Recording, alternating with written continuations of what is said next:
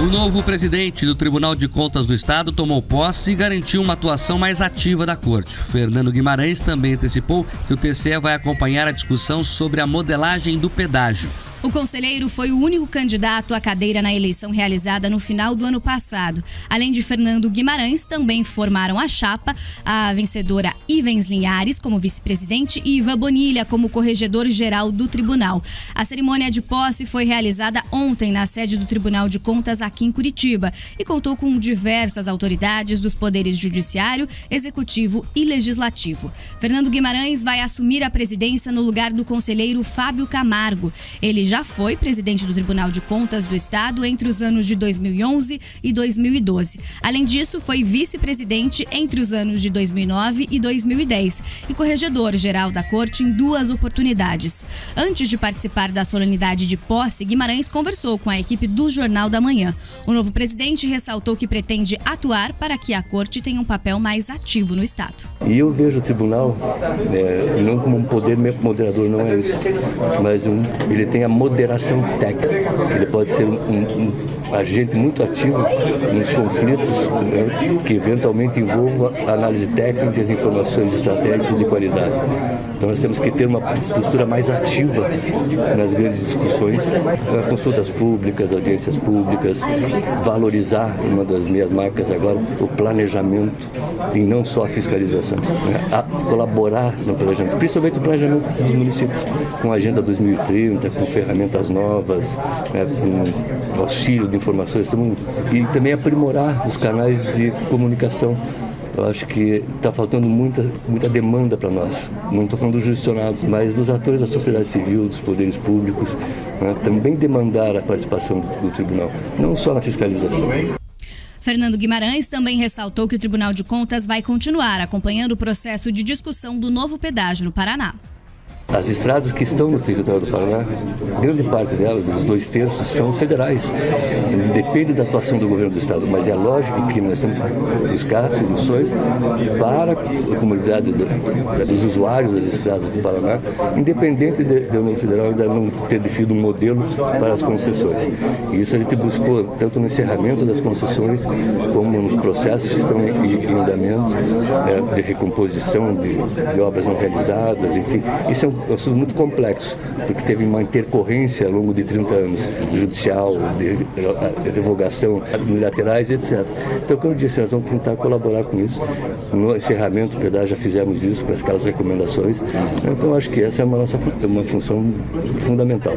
E o novo presidente do tribunal ainda comentou sobre como é feita a escolha dos conselheiros da Corte. O tema chegou a ser discutido na Assembleia Legislativa no ano passado, com o trâmite de um projeto por algumas comissões. O texto promovia alterações no processo, garantindo mais transparência, porém, a proposta não avançou na Casa Legislativa. Fernando Guimarães destacou que não vê problemas no formato atual, mas defende outras modalidades que poderiam ser discutidas. Vamos ouvir.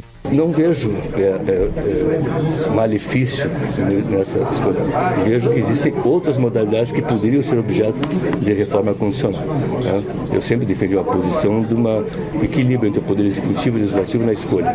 Eu acredito que daí todos poderiam ser de carreiras e por indicação legislativa por ordem de classe a discutir, seja o Ministério Público, o Judiciário, o Conselho de Contabilidade, Administração, o OAB, uma questão a ser discutida em nível de reforma federal.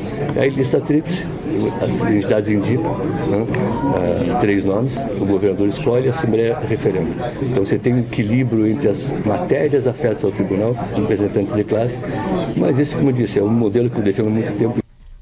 Guimarães é curitibano e tem 64 anos. Advogado por formação, foi empossado procurador do Ministério Público junto ao tribunal em 1994. Ele assumiu o cargo de conselheiro do tribunal em 5 de dezembro de 2002. E na próxima semana, o Tribunal de Contas do Estado realiza a cerimônia de posse do novo conselheiro Augustinho Zucchi. E o ex-secretário estadual do Desenvolvimento Urbano teve o seu nome para o cargo aprovado pela Assembleia Legislativa ainda no ano passado. Mark. Vamos lá, o Fernando Guimarães é alguém muito mais tranquilo para assumir o tribunal e ele é de carreira, até por isso esse discurso dele de privilegiar quem é funcionário de carreira. Então ele é técnico, veio desse universo técnico e pretende aí implementar políticas principalmente de fiscalização, mas também de orientação. E esse tem que ser um dos caminhos a serem perseguidos pelo Tribunal de Contas do Estado. Quando você orienta uma pequena prefeitura, uma Câmara de Vereadores, você impede que o problema aconteça. Então, claro, tem que fiscalizar, que é a atividade principal, mas nada impede de orientar, de atuar de forma consultiva para que o problema não aconteça. Mas eu ainda bato na tecla aqui que o Tribunal de Contas ainda tem que mostrar para que veio. As pessoas olham para esse órgão e ainda não sabem direito para que ele serve. Tem um palácio bonito ali na Praça Nossa Senhora de Salete, mas ele é inacessível à população em geral.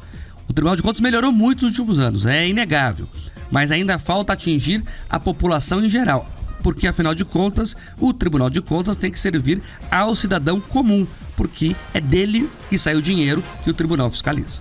Inclusive, porque as pessoas têm que enxergar no Tribunal de Contas, Mark, um dos instrumentos para aquelas denúncias que eles veem no dia a dia. Você pega aquela pessoa que está ali no município, percebe uma irregularidade, percebe que você tem ali a destinação equivocada de um recurso público. O Tribunal de Contas, além de todos os outros instrumentos de fiscalização, ele é uma força assim que pode ajudar a garantir que os recursos públicos estejam sendo muito bem aplicados.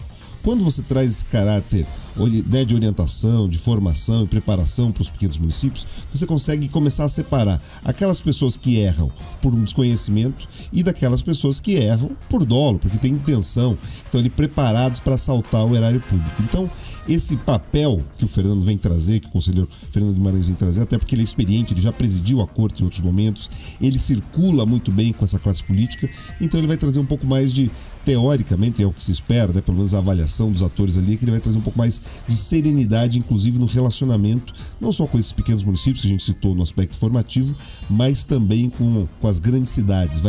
O tribunal estará um pouco aberto, né, permeável a esses interesses. E eu gostei do tom que ele adotou, Mark, em relação à questão do pedágio, né, de ter esse caráter de talvez reequilibrar alguns conflitos ou algumas questões de interesse, porque hoje é um dos grandes temas. Inclusive foi, né, o ministro Renan Filho ontem abordou a questão dos pedágios na sua apresentação sobre os 100 dias do Ministério. Então, assim, é um tema que preocupa a todos nós paranaenses, porque ele precisa de uma solução. A gente não pode ficar nesse limbo que alguns discutem o modelo real do cincão e outros ainda a gente não consegue entender se é um modelo com obras, para ter inclusive previsibilidade de investimentos. A gente acompanhou a questão das indústrias, se elas vão poder investir ou não, justamente com essas safras recordes que a gente tem acompanhado.